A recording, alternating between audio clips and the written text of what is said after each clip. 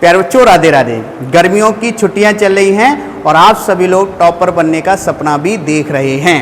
तो प्यारे बच्चों, मस्ती के साथ साथ पढ़ना भी बहुत ज़रूरी है, नहीं तो आपने जो पिछली क्लासें बेहतरीन तरीके से क्लियर की हैं वो सभी आप भूल जाएंगे कि हमने पढ़ा क्या था। ठीक है, लेकिन हम ऐसा होने नहीं देंगे। आप सभी से कहा था हमने कि आपकी क्लासें जो हैं वो यूट्यूब के माध्यम से आप सभी लोगों को घर पर ही मिलेंगी। ठीक है, तो मस्ती के साथ साथ थोड़ा पढ़ते रहिएगा तो मस्ती के साथ साथ थोड़ा पढ़ते रहिएगा भी, जिससे आपने जिस तरीके से एंड किया था वहीं से आप सभी लोग अच्छी तरीके से शुरुआत कर सकें। ठीक है, चलिए ठीक है। तो आज सभी लोग बेटा आप जानते हो हम लोग क्लास 12 केमिस्ट्री का सेकेंड यूनिट पढ़ रहे थे। तो जो करेल चौराहे के बच्चे हैं वो लगभग सेकेंड यूनिट ख़त्म कर चुके हैं, और जो आप जानते हो जो मेन ब्रांच है आपकी ज्योति रोड पर, वहाँ जो बच्चे पढ़ रहे हैं तो उनका अभी थोड़ा आधा ही चैप्टर हुआ था सेकेंड का। तो कोई ना, फिर भी मैं आप सभी लोगों को रिवीजन कराने ही वाला हूं, तो क्वेश्चन इस तरीके से सॉल्व करूंगा, आपको कोई भी दिक्कत नहीं होगी। ठीक है, चलिए सभी लोग जबरदस्त तरीके से तैयार हो जाइएगा और शुरू करते हैं। पहला क्वेश्चन आप सभी लोगों के सामने स्क्रीन पर। क्वेश्चन को बेटा ध्यान से पढ़ो।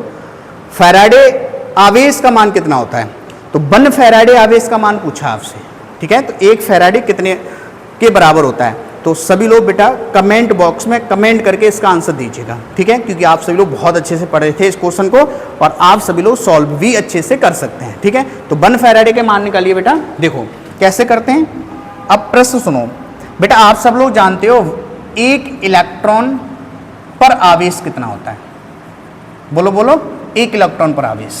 तो बेटा कितना होता है? 1.6 × 10⁻⁻19 कूलाम। बोलो जी, होता है कि नहीं होता है?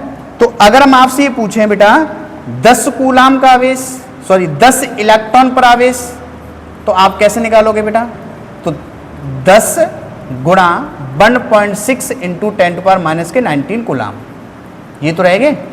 अच्छा, अगर हम आपसे ये कहें कि 1 मोल इलेक्ट्रॉन होते कितने हैं, तो 1 मोल इलेक्ट्रॉन की जो संख्या है बेटा जी, संख्या वो कितनी होती है बेटा? बोलो बोलो, 6.022 × 10⁻23। इसे हम लोग कहते हैं अवोगाद्रो संख्या। तो अगर हमने बेटा जब 10 इलेक्ट्रॉन का आवेश पूछा तो आपने 1 इलेक्ट्रॉन के आवेश में 10 का गुणा किया। तो लॉजिक क्या है? बहुत सिंपल सा है भाई, इसमें कुछ है ही नहीं, है ना। अब ऐसी बेटा अगर मैं आपसे ये पूछ लें कि 1 मोल इलेक्ट्रॉन का आवेश कितना होगा, 1 मोल इलेक्ट्रॉन का आवेश, तो कहोगे ऐसा करो सर जी, देखो आप जानते हो 1 मोल संख्या कितनी होती है? 6.022 × 10⁻23। इसमें 1 इलेक्ट्रॉन आवेश का गुणा कर दो, 1.6 × 10⁻⁻19 कूलाम।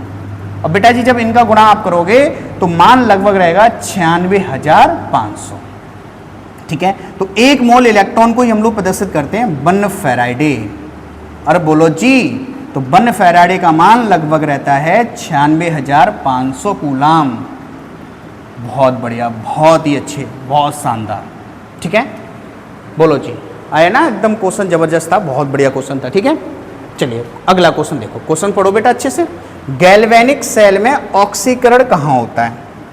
बच्चा जी आपको मैंने एक गैल्वेनिक सेल कराया था, गैल्वेनिक सेल, और तुम सब जानते हो जो सेल है बेटा तो इसमें इलेक्ट्रोड की आवश्यकता होती है। जी बोलो हाँ या ना?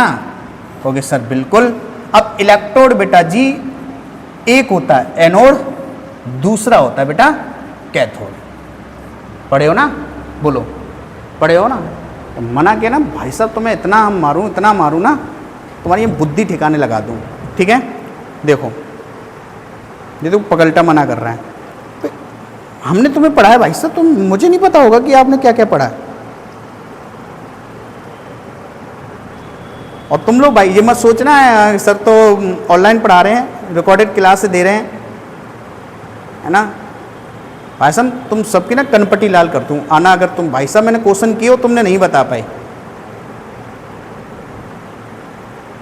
पिटाई तो होगी लल्ला, पढ़ोगे ना तो।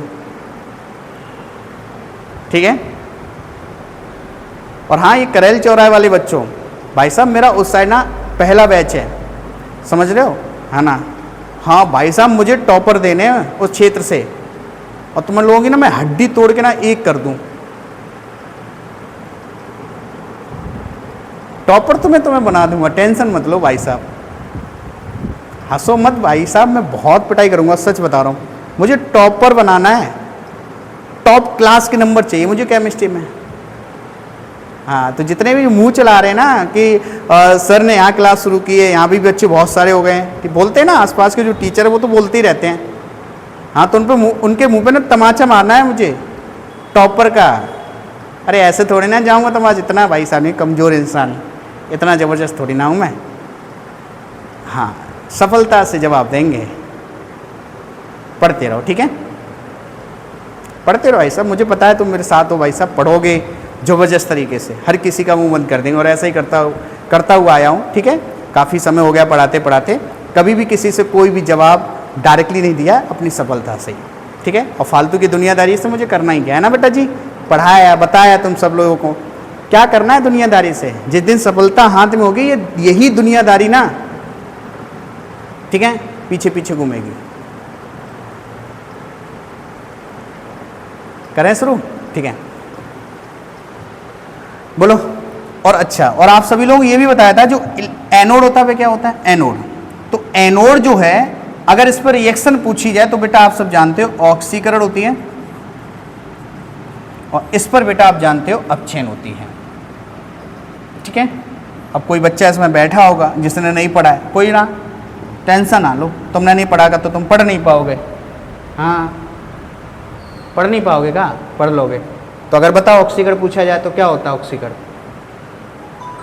ठीक है।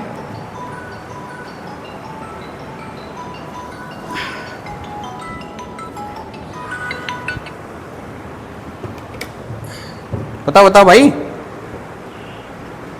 हाँ, जो पढ़ चुके हैं बड़ा बड़ा खुश हो रहे हैं अंदर से कि हमें तो पता है, पता है तो कमेंट बॉक्स में बता भी दो।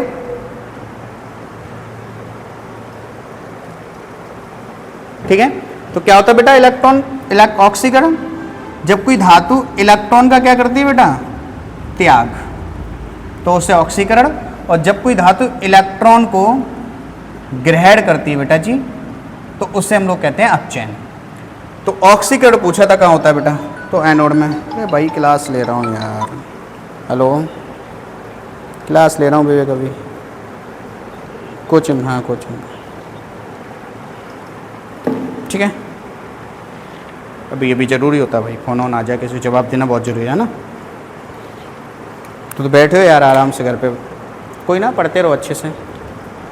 बताओ भाई, बोलो। पढ़ाई के साथ साथ देखो, दो चार इसमें सोचने किसका फ़ोन आया था, ठीक है। तुम्हें बस से क्या करना है, फ़ोन आया था, विवेक है एक, जानते हो कुछ बच्चे इसमें, नहीं कॉल आया था। चलो भाई आगे क्लास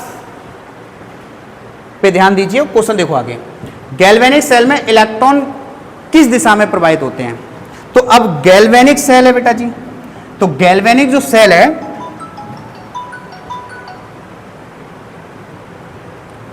अरे भाई अंदर आ जाओ, क्लास ले रहे यार।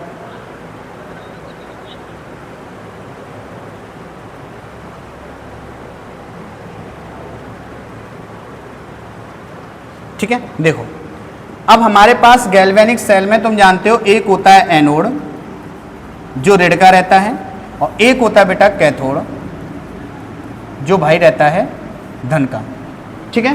तो इलेक्ट्रॉन की जो दिशा होती है वो आपकी एनोड से कैथोड की ओर होती है, इलेक्ट्रॉन की दिशा, ठीक है। इलेक्ट्रॉन की दिशा एनोड से किधर रहेगी, कैथोड की ओर, ठीक है।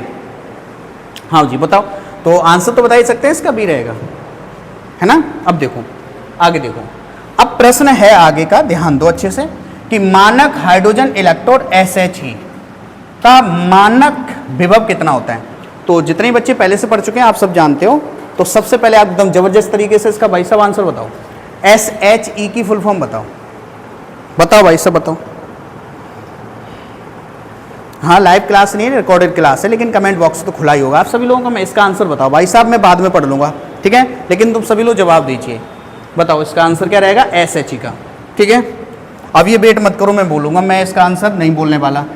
अरे इसका आंसर तो मैं बोलूँगा भाई, फुल फॉर्म नहीं बोलने वाला, इसको तो मैंने तुम्हें बोला है ना कमेंट बॉक्स में बताना है, बताओ एकदम फटाफट जबरदस्त तरीके से ना।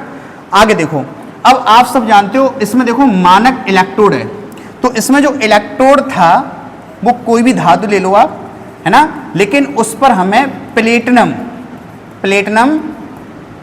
से लेपित कर देना है, ऐसा समझ लो, प्लेटिनम से लेपित कर देना है इस धातु को, ठीक है। और फिर इस धातु पर हमने हाइड्रोजन गैस प्रोवाइड की, हाइड्रोजन गैस प्रोवाइड की थी। अब पूरा चित्र थोड़ी ना बनाऊंगा भाई, पढ़े हो तुम्हें अच्छे से, थोड़ी सी हिंट की आवश्यकता होगी ना।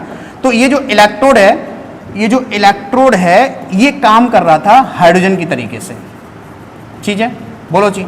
और हाइड्रोजन का इलेक्ट्रोड भी अब तुम सब पता है कितना होता है, 0 वोल्ट। तो आंसर इसका क्या रहेगा, सी रहेगा। बहुत बढ़िया, ठीक है, तो इसका आंसर रहेगा सी। अब क्वेश्चन आगे का देखो ध्यान से, ठीक है, थोड़ा स्पीड करते हैं बेटा, है ना, ध्यान देना क्लास में। तो विशिष्ट चालकता कापा की इकाई क्या रहेगी, ठीक है। अब देखो ध्यान से, मैंने अभी आपसे बोला है कि जो करेल चौराहे पे जितने बच्चे पढ़ रहे हैं, अभी बैच शुरू किया है, आप सब जानते हो बेटा, तो वहां आप सब जानते हो कि यूनिट ये लगभग खत्म होने वाली है, लेकिन जो मेन ब्रांच है आपकी ज्योति रोड पर, वहां ये टॉपिक चल रहा है, लेकिन थोड़ा सा ना रह गया था कुछ, तो कोई दिक्कत नहीं है क्योंकि उनका ये टॉपिक नहीं हुआ है। तो ऐसा नहीं है कि वो इस क्वेश्चन को ये समझ लो ड्रा कर दें या छोड़ दें, ऐसा कुछ नहीं है, क्योंकि आप सब जानते हो भाई मैं पढ़ाता हूं तो तुम्हें एकदम लेवल से बता देता हूं, तो ये तो रहेगा ही नहीं आपके मन में कि सर हमने तो ये टॉपिक पढ़ा ही नहीं है, बोलो जी, है ना।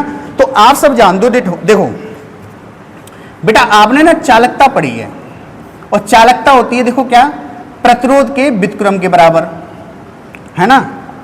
अब ये मत कहना सर हमने प्रतिरोध नहीं पढ़ा, ठीक है, तो सब जानते हो उल्ट के नहीं आ गए भाई, सीधी क्लास में 12th में 10th सबने पढ़ा है, तो 10th में आप सबने प्रतिरोध पढ़ा होगा, ठीक है ना।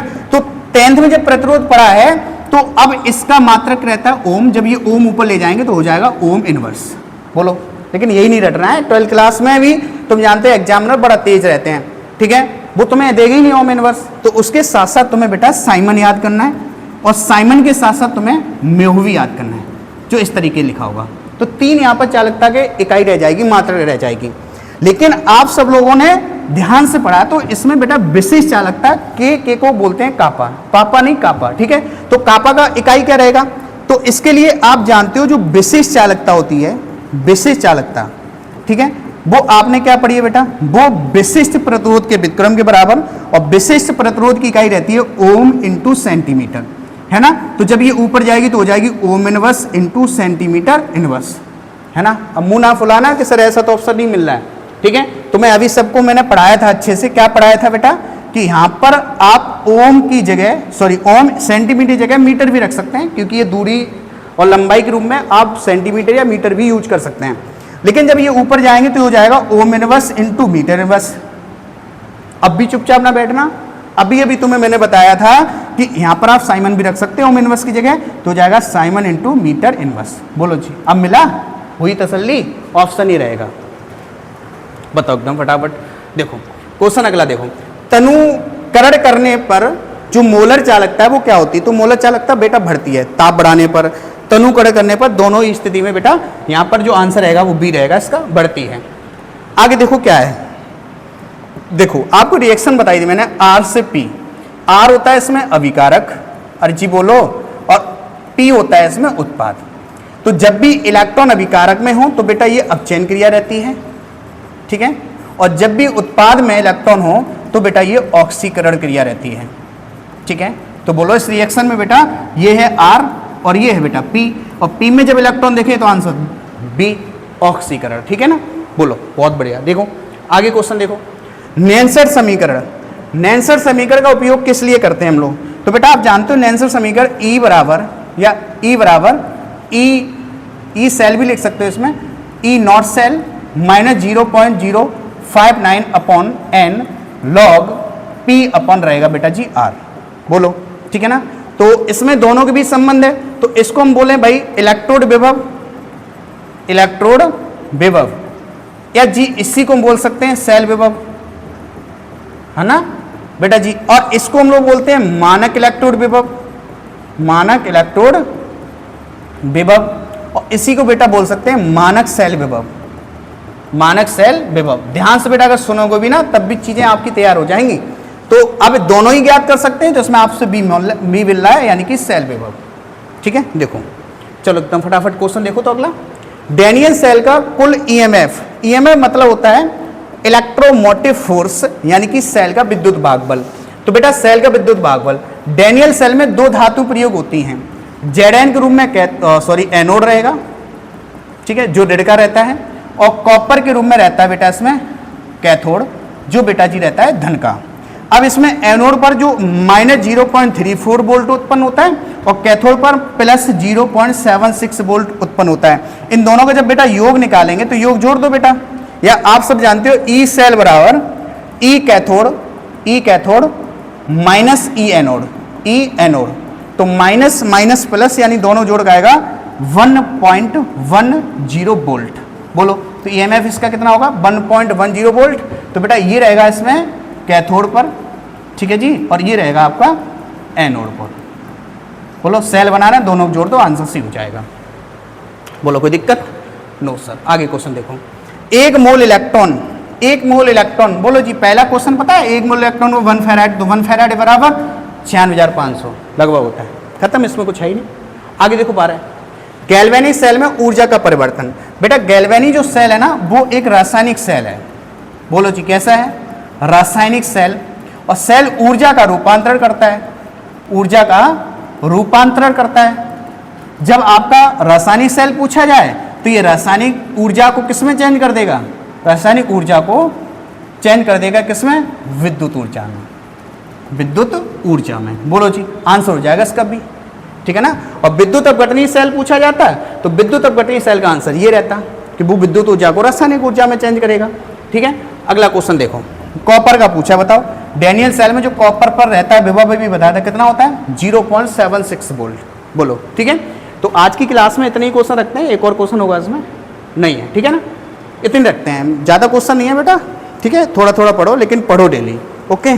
तो आज के लिए इतना ही बेटा, आगे चीज़ें हम लोग कल पढ़ेंगे, मिलते हैं कल की वीडियो में। जय हिंद प्यारे साथियों, बच्चे पढ़ते रहो अच्छे से, ठीक है, आगे चीज़ें हम लोग कल से पढ़ने हैं, ठीक है।